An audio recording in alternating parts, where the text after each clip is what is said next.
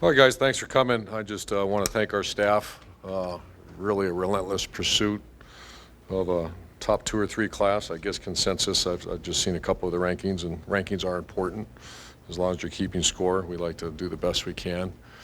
What I look at even more than the rankings, because some people have 30 in their class, some people have 25, is the average. I just think that's kind of appealing to me to know that we're one of the top teams in the country as far as quality of player. And once again, this is all. What's it really mean? Nothing.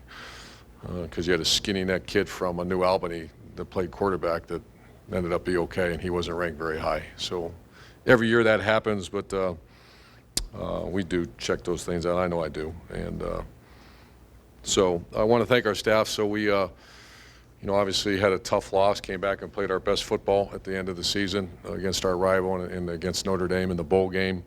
And then we were right to work. And then we found out, we anticipated maybe 7 juniors leaving for the NFL draft. And I know I've spoke with other coaches about this. It's not ideal, but I'm not sure what is when you find out. And I think the date is the 16th of January. Is that correct, when a junior has to declare? And I know Coach Saban and I have discussed it before, and other guys, and what's the ideal date? Is it in December when you're getting ready for bowl games and, potential playoff opportunities? I think the date's pretty good. I'm a pretty big fan of the recruiting calendar and everything as is. So I don't know, but that hit us hard. I mean, that hit us hard, but because a lot of kids nowadays are already pre-committed, and so you have to go out and it's a street fight to get either back involved with the player, especially when you lose. For example, when we lost the guys in the secondary, that's why Jordan Fuller was such a key get at the 11th hour. So that's real, and we can discuss that. I do want to discuss about just our stance on the recruiting calendar, on regulation. I hear this stuff about texting. I want to make this clear why, and this is a high school coaches and a high school player perspective, not a college coach, because who cares about college coaches? That's not what this is about. This is about them and not screwing up a high school kid's senior year or junior year. If you text someone, you can't stop that. So you have a phone full of what? Text messages. So if I don't want to hear from that school, they're going to keep hitting me because that's their job. And usually it's not them, it's maybe an intern doing it. So here's a kid in high school getting flooded, bombarded with text messages. You're sitting there doing this all day. If it's social media, you can determine who you want to hear from. So you can help us out. Someone, if you want to write an article, say it's the most nonsense thing I've ever heard in my life, when I hear people say it's the same thing, then you're clueless on how to use this thing, which I was several years ago, but I'm not now. So any help you can give with that to put some common sense into when I hear the certain committees put together to have these conversations, I'd like to know how many people on the committee is actually recruited. And then are you thinking about the 17-year-old or the 16-year-old instead of the 50-year-old? And that's what we have to continue to do. And we push that very hard here at Ohio State, and Gene supports that, I know. And so regulation is big. For example, another nonsense rule came across our face a couple years ago and said unlimited mailings, unlimited, you can send whatever you want to send. That's once again, that goes in the stupid column of not thinking things through. So regulation is big.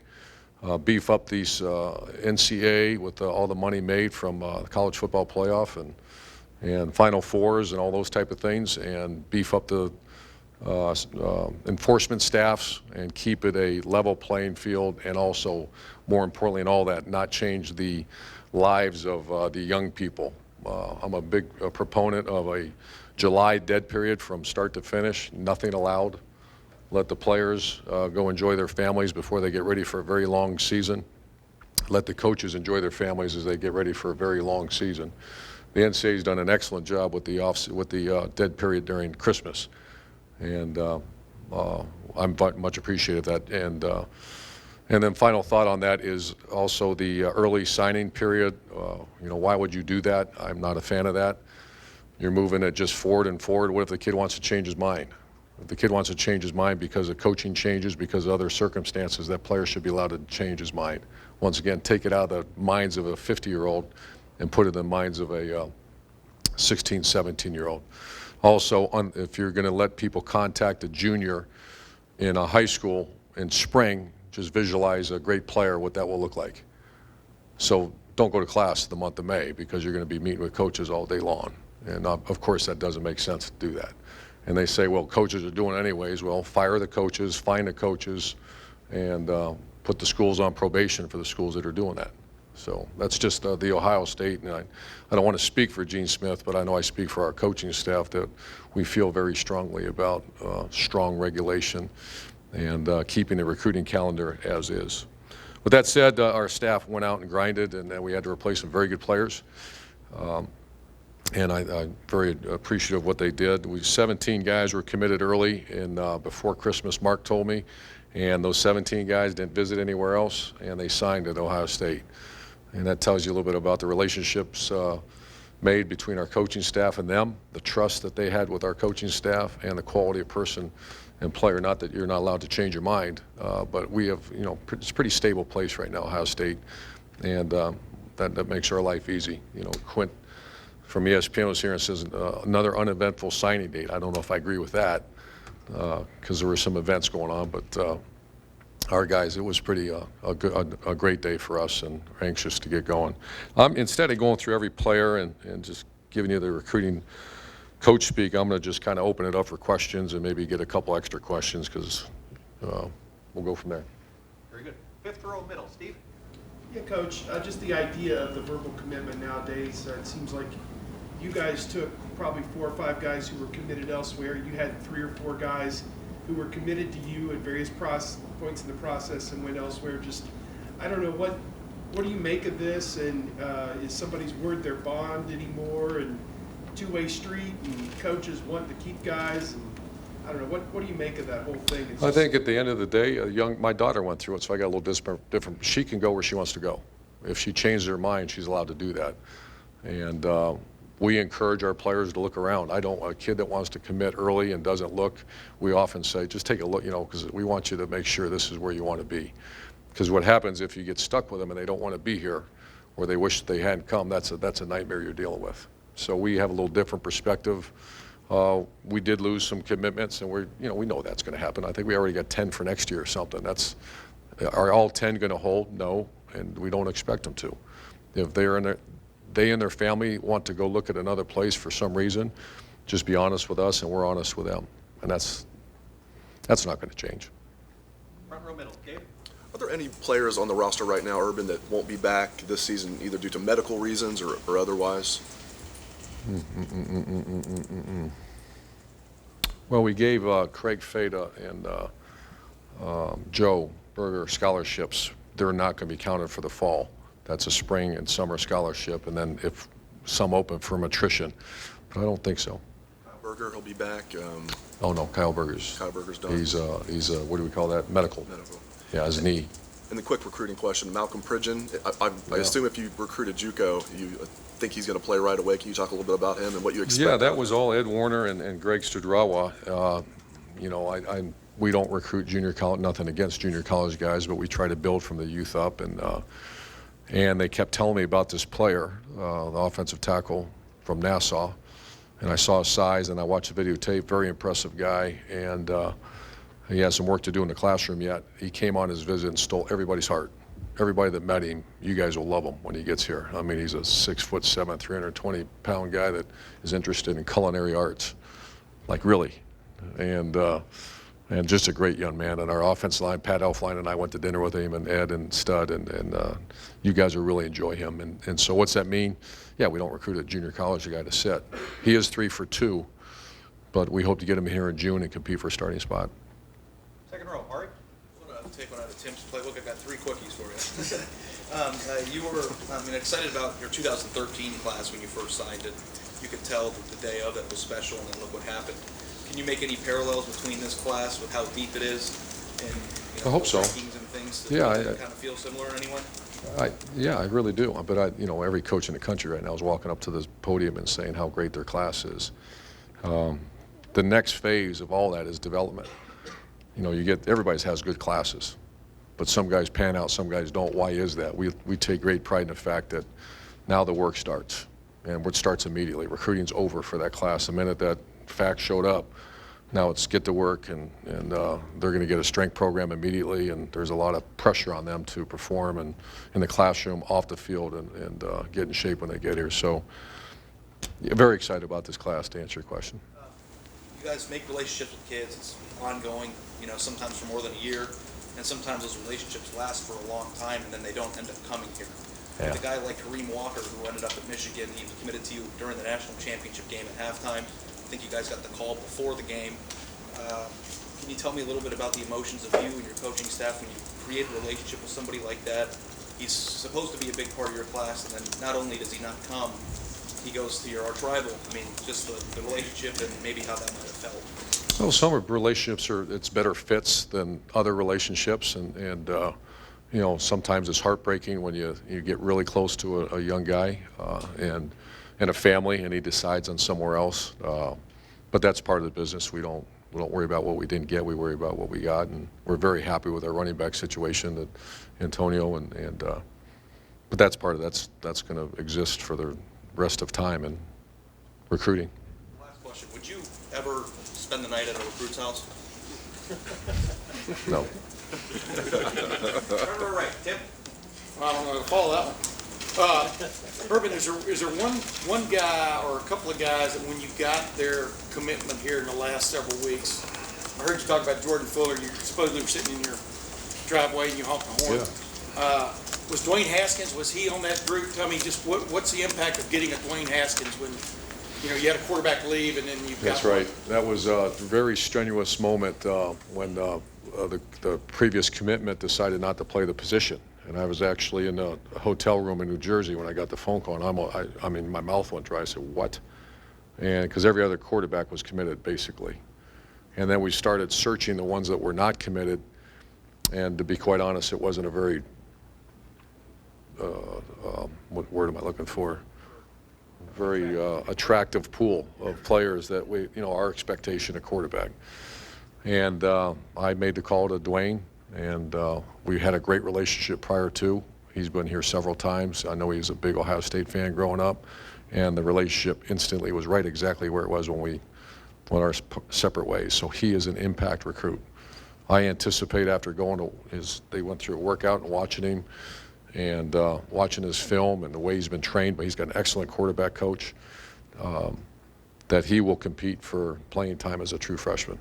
Keandre Jones falls in that category. He, to make dinner taste better last night, I made the coaches watch Keandre, Jordan Fuller, and Haskins before we left last night, just to make when you go home, that kind of makes you feel good that you got three guys like that coming in. They're all wonderful people, too.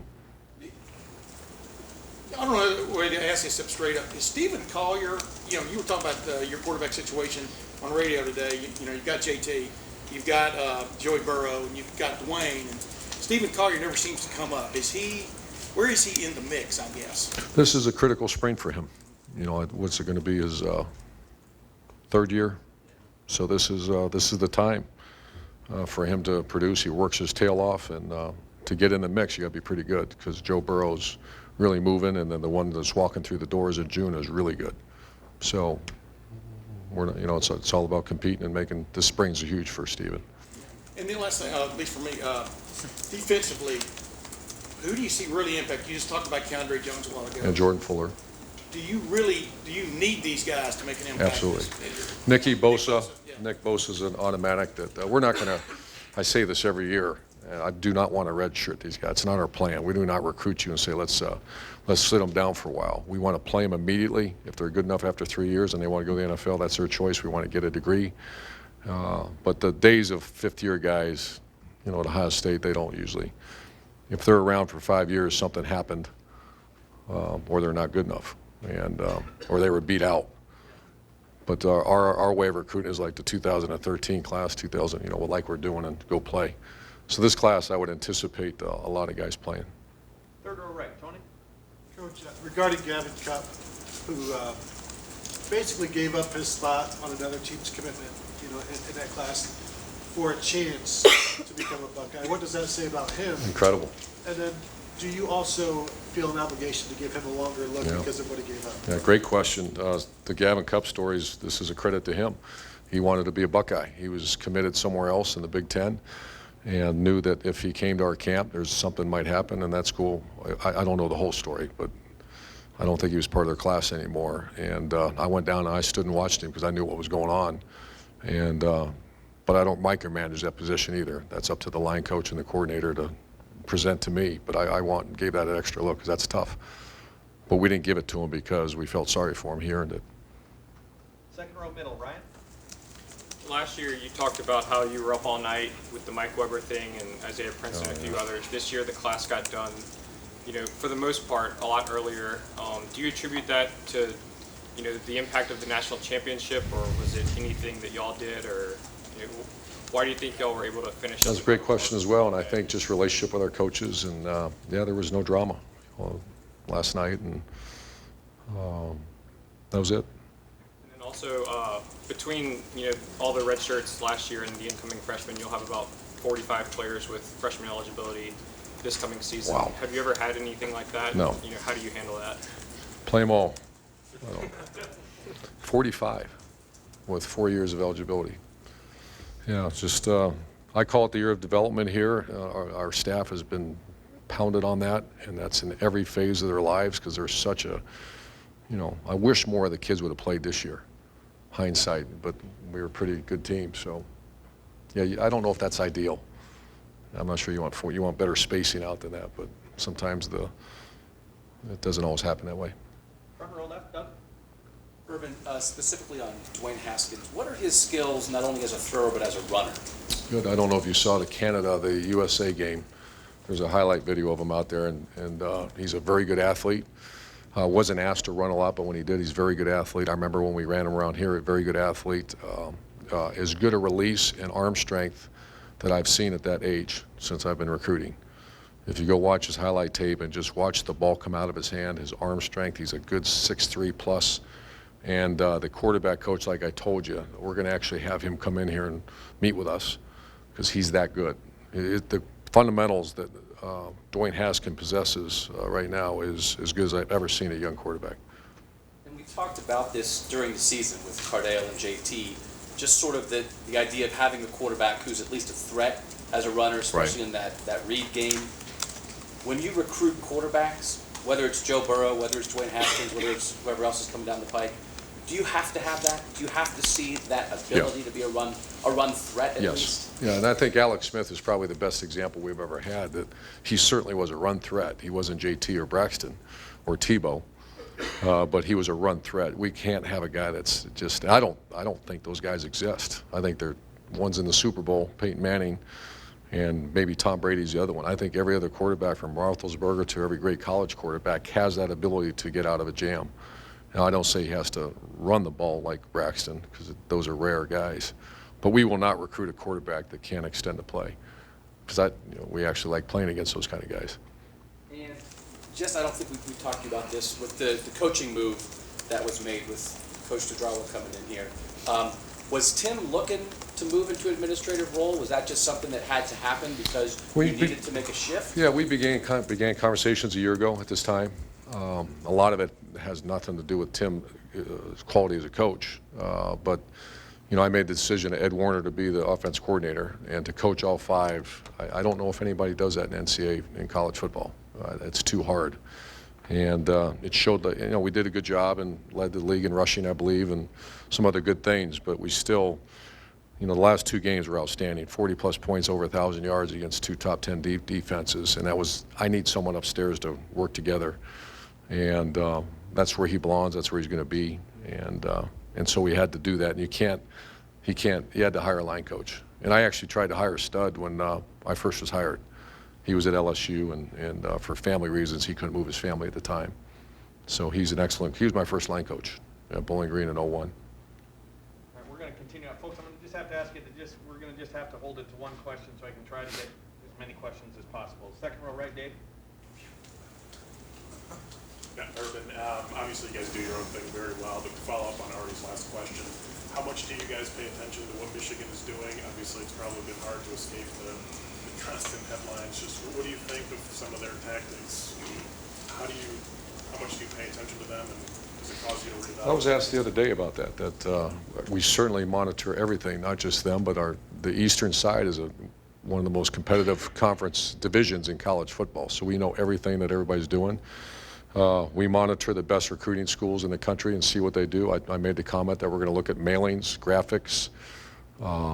However, we have to remain true to ourselves and who are we and who am I and who do I like to hire and how we, our focus is on real life Wednesdays and graduation, life after football, and if you're blessed enough, go on to the NFL and win some championships along the way. And that we're not going to stray from that.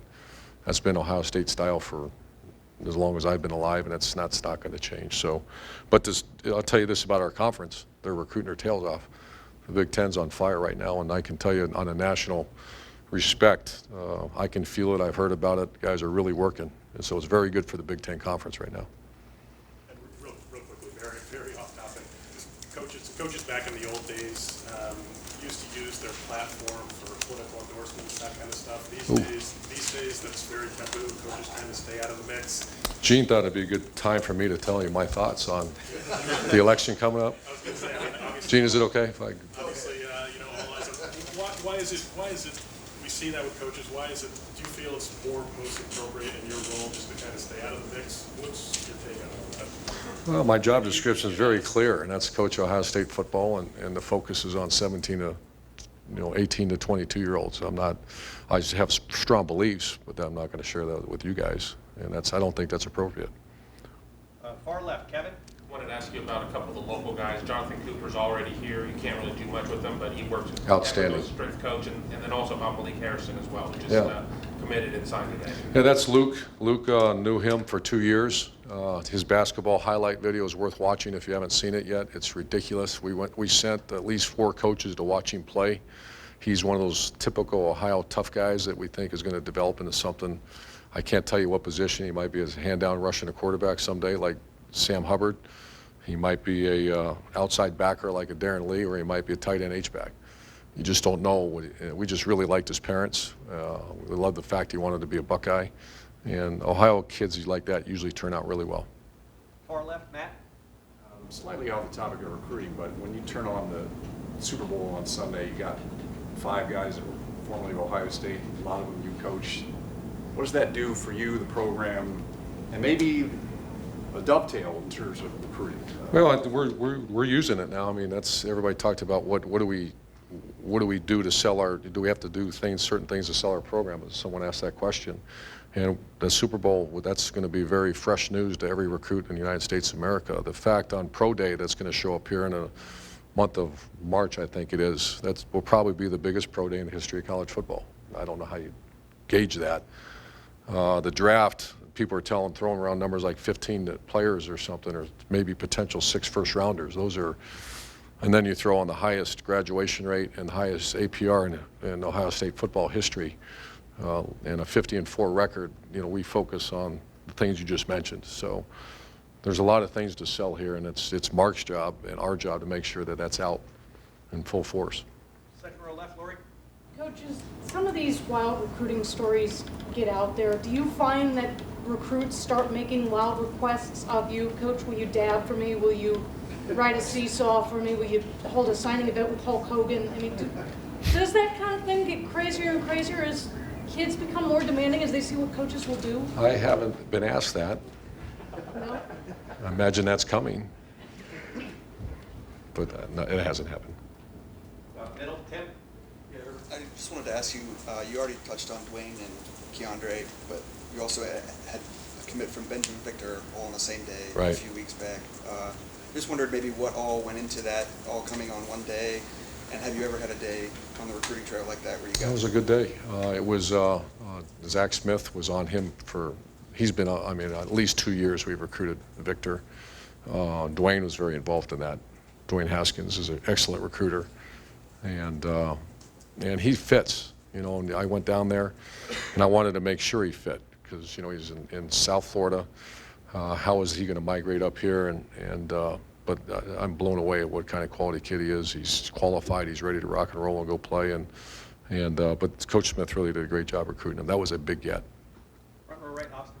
We're going to ask this knowing that 18 of these kids haven't ever stepped on campus or gone through a workout with you, but as you stand here, is there a number in your mind of how many you think will contribute or how many you need to, considering some of the holes you have to replace? I'm hoping 18 of them play. I kind of went through that in my, on special teams, and I'm going to force that issue with our position coaches. Sometimes position coaches, they protect themselves by saying the kid doesn't know what he's doing, so I'm not going to give him those reps, and so I'm not going to allow that this year. I'm going to really. Last year was so hard because we were a very